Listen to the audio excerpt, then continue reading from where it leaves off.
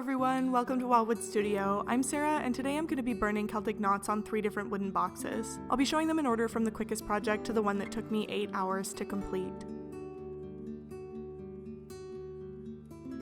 First up, this round wooden box. I kept this one simple, burning a single knot on top and painting the sides. For this one, I'll walk you through my process, and later in the video I'm going to talk a bit about my experience with art markets and my plans for this year. I decided to do this project after I finished the monarch butterfly burning I did a few weeks ago. I really liked the way that I did the knot border on that one, and I wanted to try a similar thing on a jewelry box. So I decided to do a few projects with different approaches and then compare them. This first burning took me 3.5 hours in total and was the quickest of the 3 designs. All 3 boxes are ones that I've had for a while and were sourced from craft stores. I'm not exactly sure where I got them at this point because I've had them for years, but they were all made of the same very soft craft wood and were all relatively easy to burn.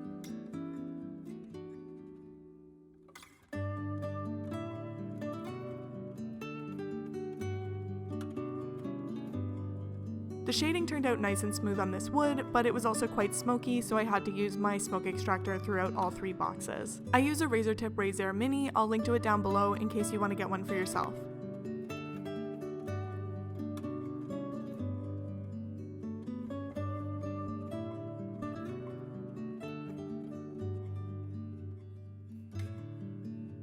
The first step for these boxes was drawing the knots. I've always loved knot work. I like how complex they are, so I choose to draw them out by hand, but I didn't include this in the burning time because if you wanted to, you could always just trace a reference that you find online.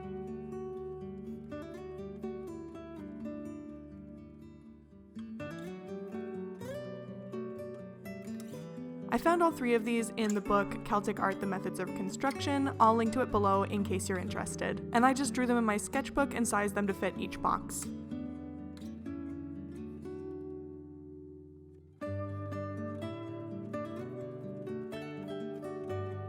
Once the design was ready, I transferred it using tracing paper and started burning with my razor tip wood burning system. I outlined the knot with my knife tip pen, keeping the heat low for smooth, controlled lines. Since this wood was so soft, I didn't need much heat, but I still got a lot of smoke.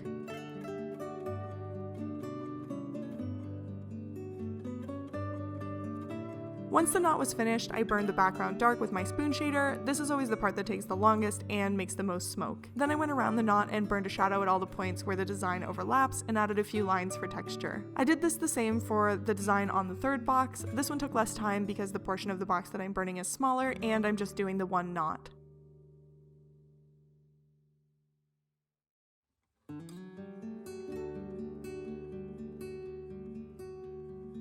Since these are mass-produced craft store boxes, I'm always really careful to pick ones with clean joints, no visible glue, and a smooth surface. Craft store quality can be a bit hit or miss, so I always look them over carefully before buying. Also, because these are pre-made boxes, I always have to sand them really well before burning. This time, I removed the hinges and the locks before sanding, which helped a lot because I didn't have to work around them.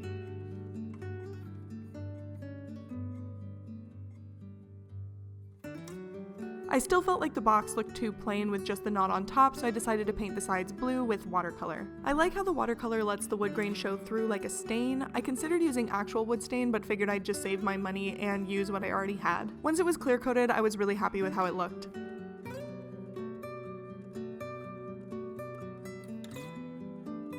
Next, I'll be working on this square box. I'm going to shade this one a little differently, otherwise the process was pretty much the same.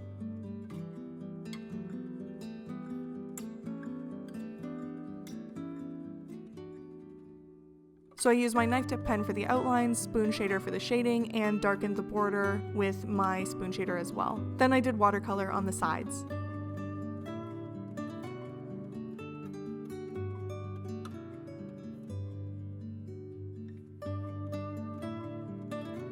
This design took longer, about 5.5 hours, since the way I shaded the knot is a lot more time consuming, and also there was a lot more dark space to burn.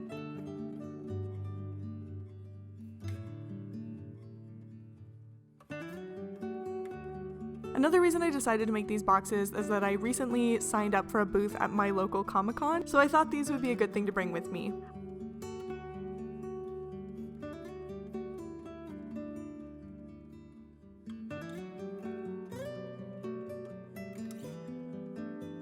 I know I don't really make comic book or pop culture related art very often, but my husband and I went last summer, and there were a variety of artists selling their work in the artist alley, so I thought I'd give it a try.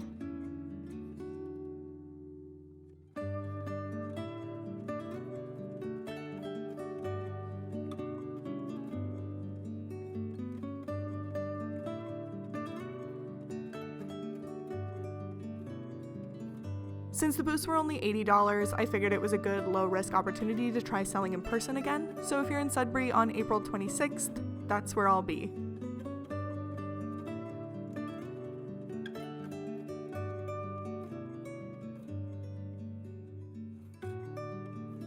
I've also signed up to a couple of craft markets later this year. If you're interested, I can make videos about prepping for those when they get a little closer.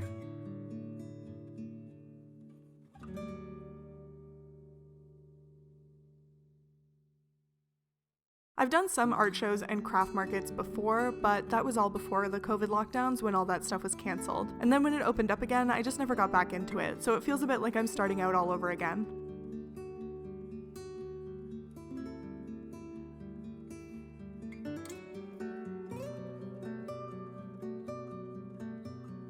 In the past, I had more luck with art shows. I think people expect artwork to be priced a little higher and crafts to be more affordable. Also, art shows are usually juried, or at least there's restrictions on what sort of items you can sell, whereas I found with craft shows, there's often a mix of handmade and mass-produced resale items, which makes pricing a lot more competitive.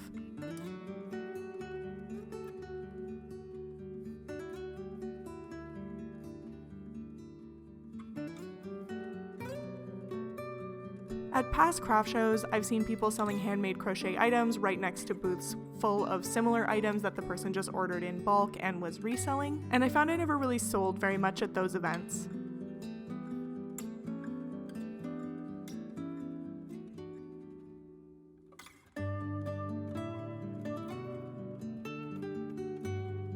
On the one hand, I've always felt like if you want to make money by reselling items that you think are cool, or by 3D printing or laser cutting models that you find online that someone else made, why not? But also, on the other hand, it can be frustrating to try and compete with the prices that those items can sell for. That said, I've had people tell me that my work isn't really handmade because I buy pre-made boxes and blanks and I don't make them myself, so not everyone agrees on where the line is when it comes to handmade.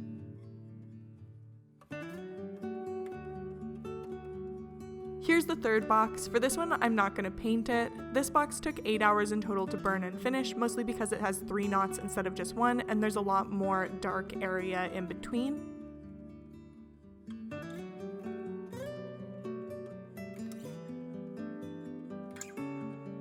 By the time I finished it, I was really feeling like I should buy a torch and try and speed up this process.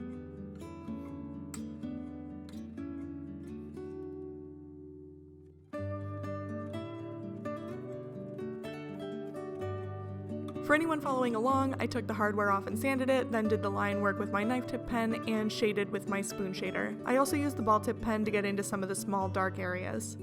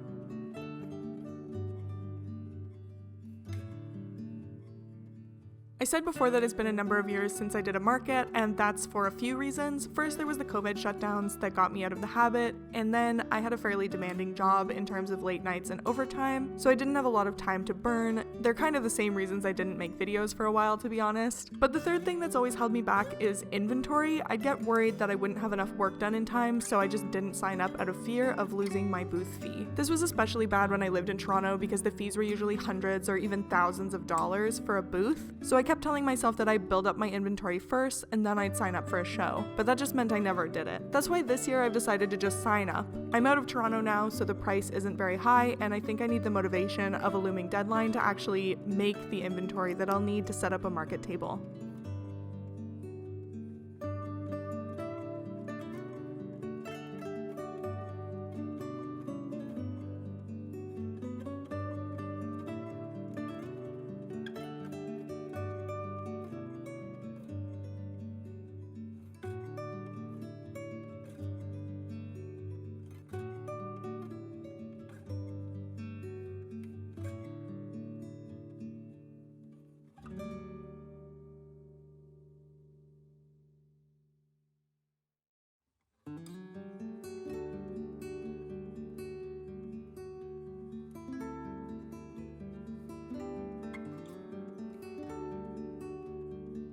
Unfortunately, woodburning takes so long it can be hard to compete with less labor-intensive crafts or mass-produced items. That's why I've been experimenting with some bookmarks and other small items. I have some small woodburnings that I'm working on for another video as well, because I think the majority of sales people make at those events are in the $20 to $30 range, and I need more items like that. So I'm hoping if I bring enough prints and pins and bookmarks and other items of that size, then the more detailed pieces I do can draw people in, and I'll also have smaller, more affordable items that can help convert sales. That's the theory anyway. I know I do that a lot. I'll see an artist whose art I really like, but I can't afford an original, so I buy a sticker instead. Anyway, this is just my strategy from having done about 10 or 15 shows like 5 years ago, so if you're interested, I can report back afterwards and let you know how it goes. And if you have any experience selling wood burnings at markets, I would love to hear about it.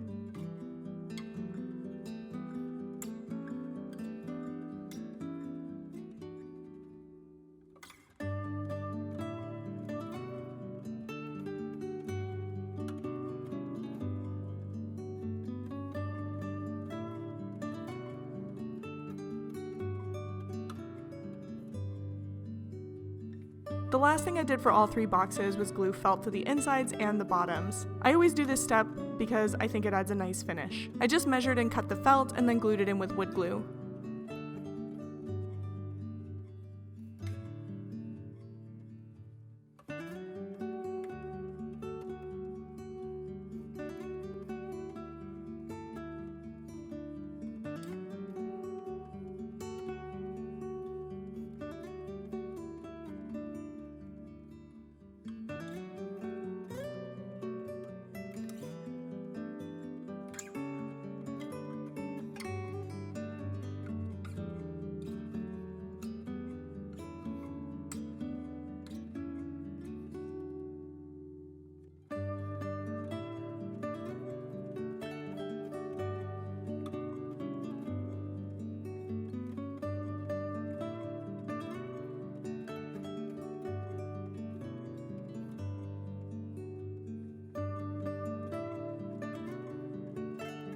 These 3 boxes took me 17 hours in total, and I'm really happy with them. Even though I made them for the show, they're currently up on my online shop, so if you want to get one before anyone else has the chance, they're available now at wildwoodstudio.ca.